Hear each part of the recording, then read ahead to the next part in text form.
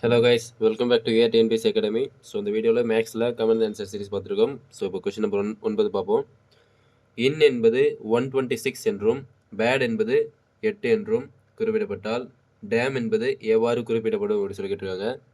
So in பொறுத்த வரைக்கும் இன் அப்படின்றது 126 அப்படின்னு சொல்லி மாறிக்குன்னு சொல்கிறாங்க. ஸோ இது எப்படி வந்தது அப்படின்னு சொல்லி பார்த்தோம் அப்படின்னா, ஸோ இங்கே லெட்டரில் இருக்குது, இங்கே நம்பரில் இருக்குது. ஸோ அப்படி பார்த்தோம் அப்படின்னா இந்த லெட்டரோட நம்பர், ஸோ இந்த லெட்டர் வந்து எத்தனாவது நம்பர் அப்படின்னு சொல்லி பார்த்தோம் அப்படின்னா இதுக்கு ரிலேட்டட் ஆகுது அப்படின்னு சொல்லி தெரியும்.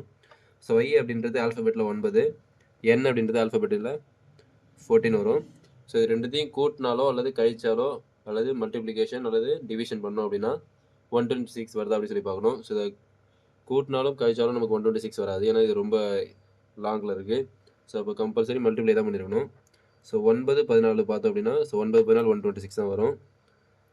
ஸோ அப்போ அதே கான்செப்ட் செகண்டுக்கு பேடுக்கும் ஒத்து போதா அப்படின்னு சொல்லி பார்ப்போம்.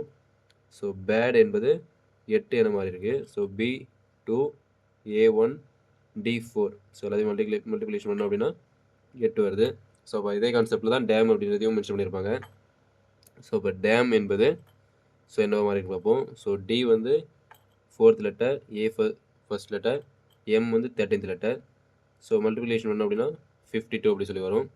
ஸோ இப்போ அதுக்கான answer so option C 52. So இதே டைப்பில் மேட் என்பது என்னவாக வரும்னு சொல்லி கமெண்ட் பண்ணுங்கள். அதேமாரி குட் என்பது என்னவாக குறிப்பிடப்படும் அப்படின்னு சொல்லி கமெண்ட் பண்ணுங்கள். ஸோ கைஸ், ஸோ இந்த வீடியோ